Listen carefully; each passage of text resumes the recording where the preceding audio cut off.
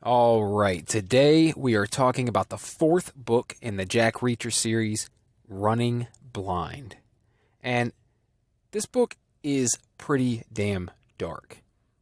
I mean, most of these Reacher books have some sinister stuff in them, but a few of them just really hit a nerve and stick inside your psyche for a while.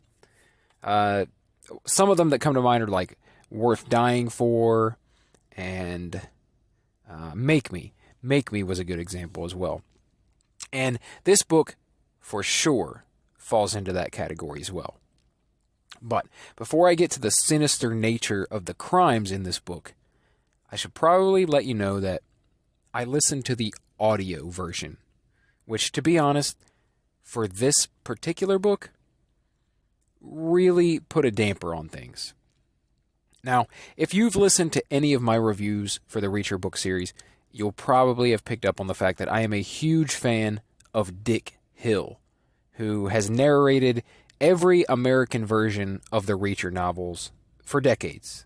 But he's recently retired and broken my heart in the process. But, something else that I've noticed through my years of listening to these books is that there's a different narrator for the UK version of the books. And it's still an American.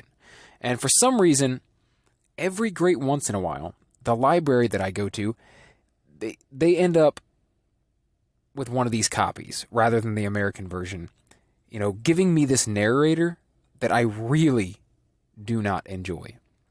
And actually, for me, makes the books very difficult to get through.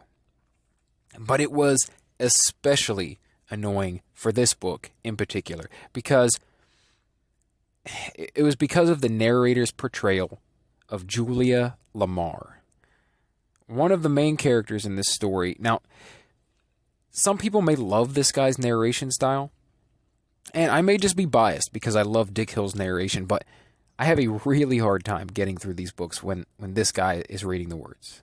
I mean, honestly, his version of Julia, it kind of worked for this particular story because she's supposed to be this insufferable bitch, and he reads her lines in the most annoying, insufferable bitch voice I have ever heard.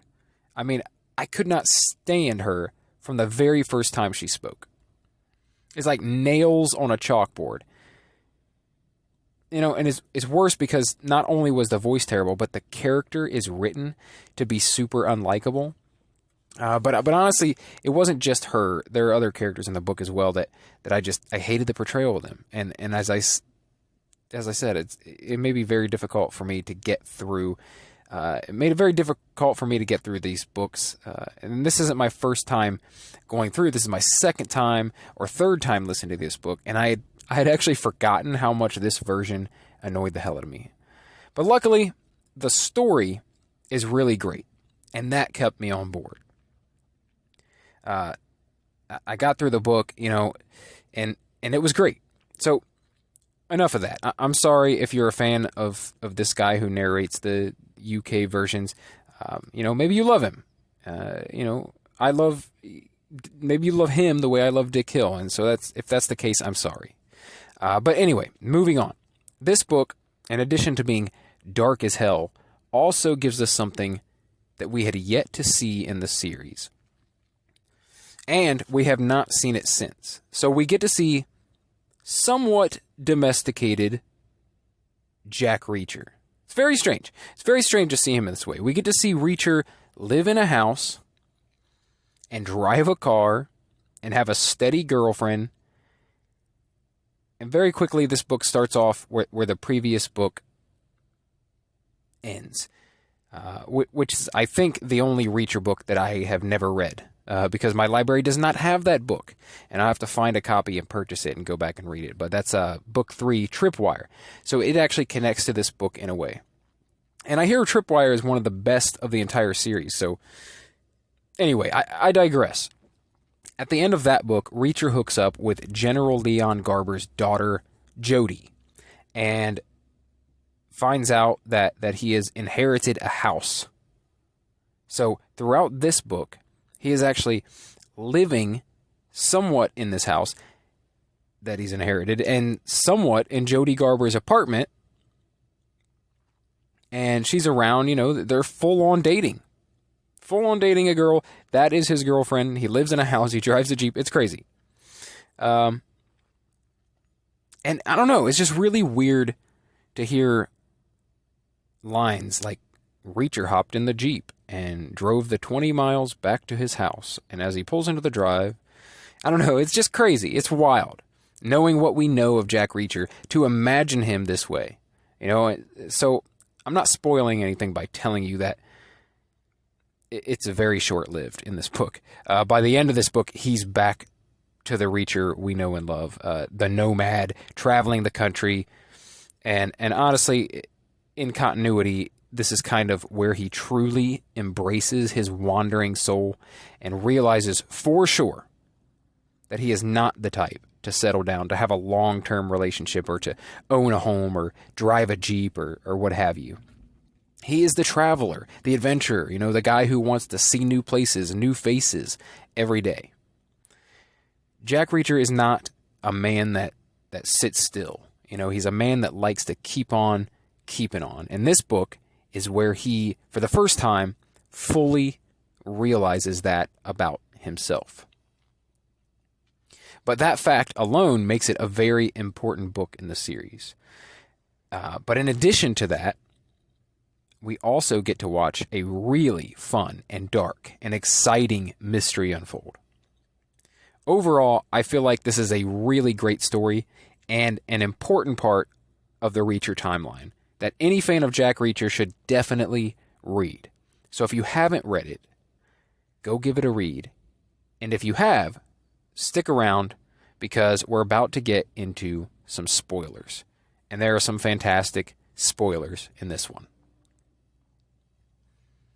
Okay, so in this book, and the thing that makes it kind of disturbing, Reacher is recruited.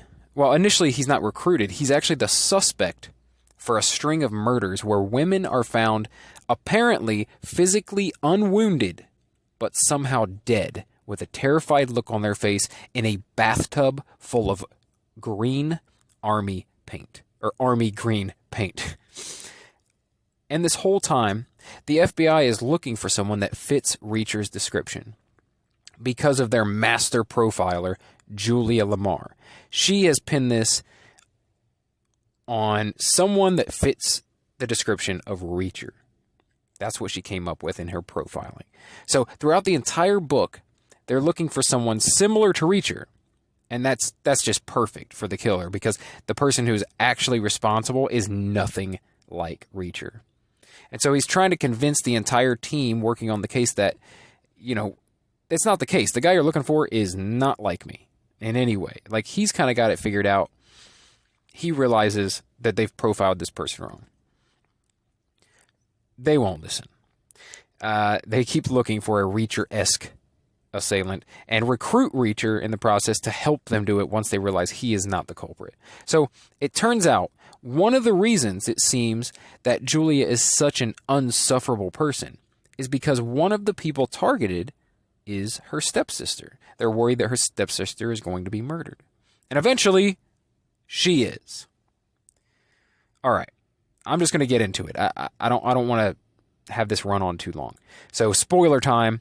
The biggest twist in the book is that the annoying, voiced, unsufferable bitch Julia Lamar is the killer. Now, this is actually a fantastic twist and would be an amazing revelation if I had been reading the book and not listening to the audio version, because as I said throughout this thing, you hate Julia. When you hear this guy's voicing Julia Lamar, you hate her and you view her as a terrible person. So it's not a stretch for the reader, or the listener in this case, to imagine that she's a terrible person.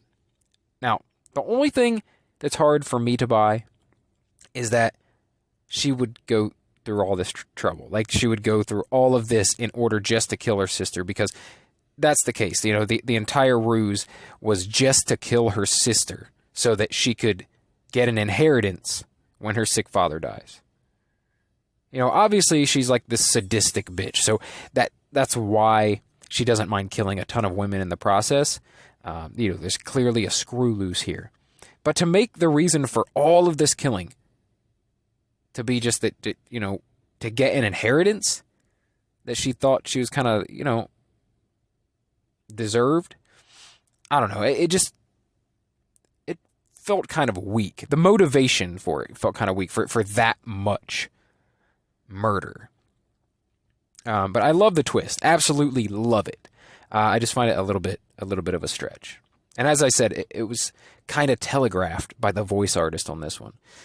Luckily, though, it had been so long since I read this book that I actually forgot the twist.